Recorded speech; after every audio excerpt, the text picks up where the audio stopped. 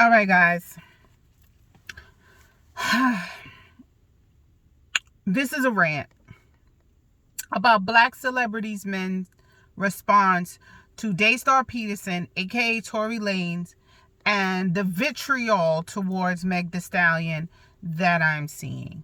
Um, the conversation with Meg keeps coming up even after Tory got a guilty verdict.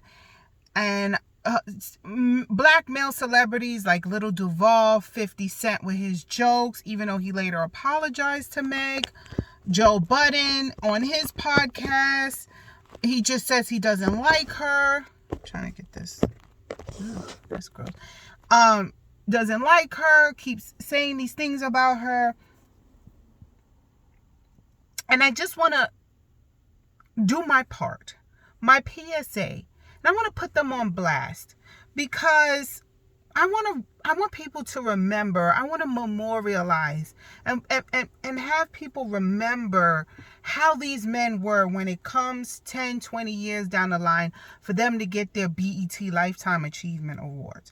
Let's remember these men and how they treated a victim, black woman, who was shot in her foot by a man, and how the victim became the enemy, how the victim became the bad one, right?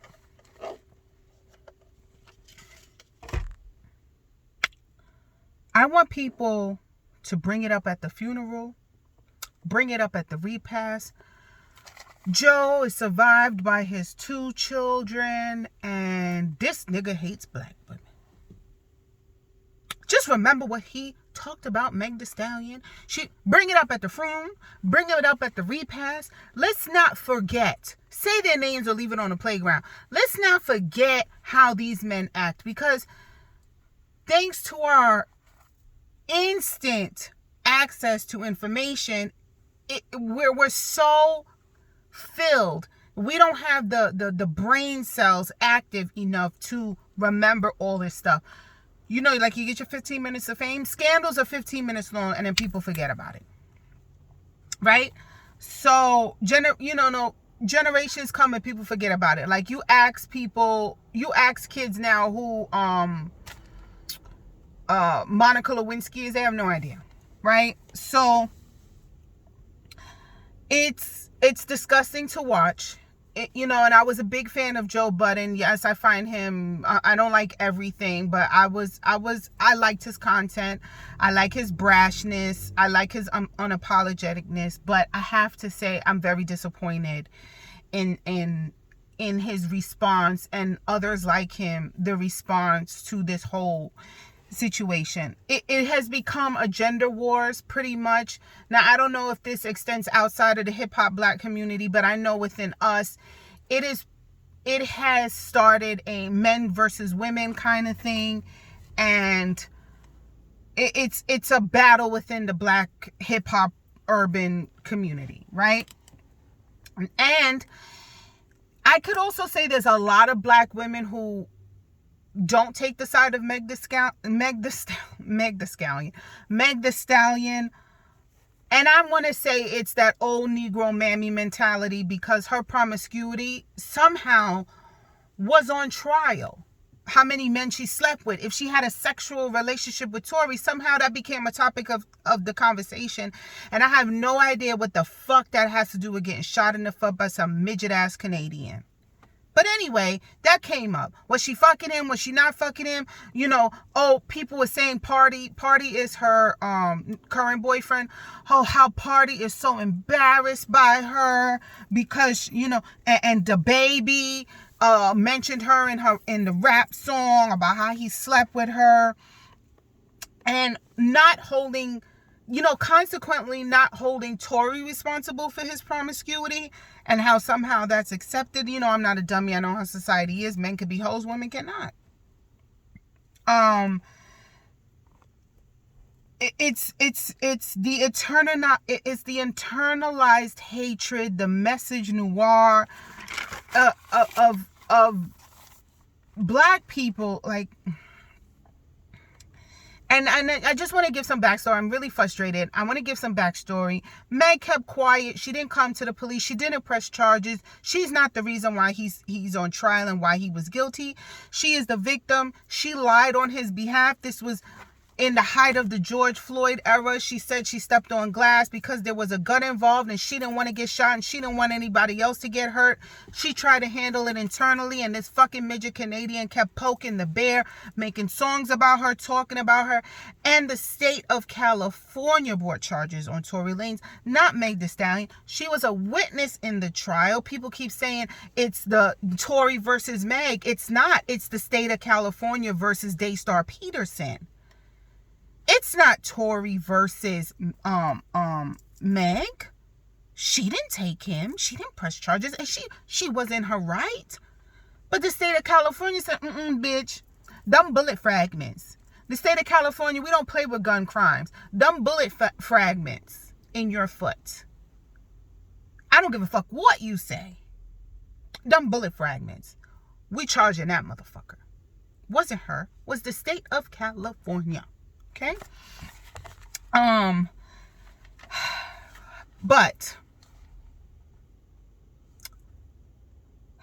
Meg, I know and I could understand why you did what you did by protecting the Canadian midget. But when you put your faith in a nigga, silly hoe, how you figure. Kaya Shimon, and I quote, why? If a nigga shot me, I'm telling. And if he die, he die. That nigga shot me. Or shot at me or whatever. I got a bullet fragment in my motherfucking foot. You're going down. Basement. So, it bit her in the ass to go and protect this nigga, and people threw it back up in her face. These men threw it back up in her face about how she lied. And she did go on Gayle King, was the worst thing she could have fucking did. And when Gayle asked her, did she have a relationship with Tory? She did, no. But we know you fucked him. But, and you know what? I'll give you a pass. Because I wouldn't let nobody know I was fucking with. Go Google a picture of them at that Roc Nation brunch. I would lie too. You know what? I would lie too. I would lie. I'm not claiming that. So, you know, she's part of that no snitching culture, and she didn't get praised for that. She got beat up and harassed and bullied for lying to protect the Canadian midget. And she got harassment from big celebrities. She, you know, and the misinformation that was going out from the bloggers and these celebrities talking out against her, and her friend making a diss track about her. It was so bad, and I just feel so bad for this girl who, you know, I can't even imagine what it is to be the topic of vitriol for 2 or 3 fucking years. Your own American people, you know, capping for the fucking Canadian. You know, the world is already anti-black. Not even this country. The world is anti-black. And black people tend to be the hardest on ourselves. We are. You know, like I said, people made it seem like her relationship with Party, that it made it seem like he was embarrassed to be with her because of her prior sex life. And I don't think he was embarrassed at all. I just think he felt helpless because he couldn't protect her. Could you imagine the daily harassment this woman got online, and like her man just feeling helpless because he can't do nothing about it, and they're like, oh, he's silent, he's not saying nothing, because he probably would fucking flip and make the situation worse. So I really hope he was a good boyfriend to her, and it looked like it from the pictures that he was, you know, very supportive of her. You know, and the mammies put her sex life on trial, which her sex life should have had nothing to do with getting shot in the hooves. Yeah, the female sexuality being used as Tory's defense. Tory's own lawyers used her sexual history to as a defense for him. The misogyny, it was just too much. But anyway, at the end of the day, Tory is guilty not for shooting her, because the charge was a gun charge and negligence with a firearm, and he was guilty of that. He's not even guilty for shooting her. He's guilty of being negligent with a firearm and gun charges, right? Because I think he has a criminal record. He's not even supposed to be around a gun. Meg is telling the truth, but people are still not giving her the benefit of the doubt. The doctor's records did indicate that she had bullet fragments. These are just notes from the child. And I think what put the nail in the coffin for Tory was his jail call that was released to Kelsey, and him apologizing for what he did, but without actually saying it. It just seemed implied, and I think that's what was damaging to him, was his own call from prison. And that's how you know you don't fucking know anything about America, because all of those calls are recorded and they will be used against you in the court of law, right?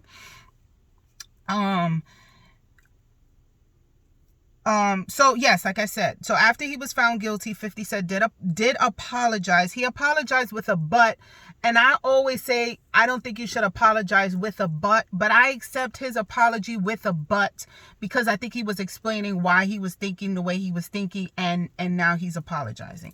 Which, you know, if you know anything about 50 Cent, I think this was really big for him. I did appreciate that, you know, on behalf of Megan. I appreciate that, 50. Curtis.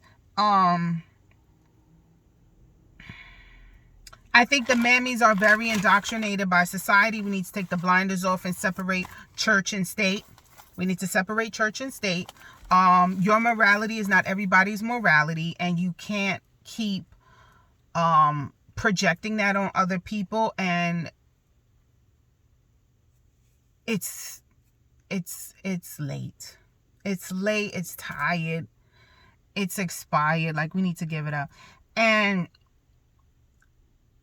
our community needs to take notice, because when black rappers die, when black male rappers die, our whole community stops.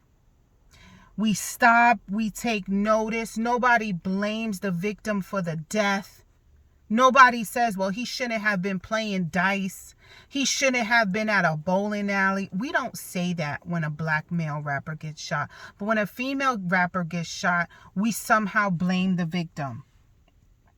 And black women are the first ones to be marching and advocating for black men. But like I said before, they don't do it for us. And this was very evident how black men don't ride for us the way black women ride for black men.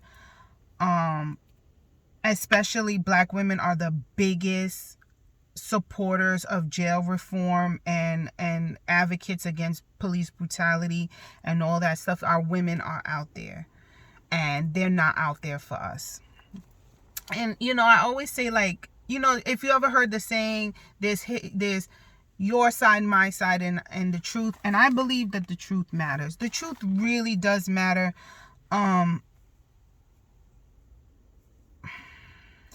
The truth matters. You know, there's other commentary, my own stuff I try to put out there. Like, I try to start out my videos with research. I make sure I do as much research as I can. Now, I'm not devoting days and hours. I do light research, and as long as the research is not my own opinion, I'm okay with that, because I've done my due diligence. And I think a lot of these people are not. They're just taking people's word for it and just repeating the false news and the false things. Like, I've heard bloggers talking about, you know, this is a Meg versus Tory trial, and it's not. It was the state of California against Megan Thee Stallion. And the truth matters, because if you're wrong and strong and you keep saying these incorrect mistruths, these fake narratives and everything, people are going to start to believe you. You keep saying it over and over, somebody picks up the story, and then now the truth really at this point doesn't matter, because the story out is more salacious than the truth. The truth gets lost. So, you know, this is very apparent in the manosphere, as far as the salaciousness of information and the truth getting lost and buried just so it could fit your narrative. And I'm gonna always try to be a truth seer and try to fight for the truth. And if I ever put out any content or anything and it comes to find out that it was wrong, I will definitely put a retraction, because I don't care if I'm wrong. It doesn't hurt me. It doesn't bother me. I'm a big girl to say, you know what? I put out a video 4 weeks ago. New information. I was wrong. I was incorrect. Here are my new opinions based on the information that I got. Now, all these people I watch with the false narrative, I've yet to see any retraction from them, and it's mostly men. It's mostly men. I've seen some female bloggers report the truth once they got it, but there was no apology to Megan. There was no, I did see one that apologized to Megan. There was somebody on the panel saying I have to say sorry to Megan. I did hear that. Little fun bit. I started going on Clubhouse. Clubhouse is like YouTube on steroids. It's very toxic, a lot of cursing, a lot of racist shit. But anyway, I was in a group, and a man in the group told black women, said in the group, it was a group about, I don't know, I'm into a lot of gender stuff and shit like that and racial shit. But anyway, a man in the group, and I quote, said, black women are responsible for the emasculation of the black man. And he is queer. A queer man. He didn't say gay, he said queer, which means he's I think it's like gay and then queer, right? Said that black women are the reason why black men are emasculated. And I was like, oh. And he's a generation beneath me, early 20s. And I just have to say, the dating pool is full of piss. Ladies, I feel sorry for you. I feel sorry for you, because this is, ladies and gentlemen, I feel sorry for you. The dating pool is full of pee-pee.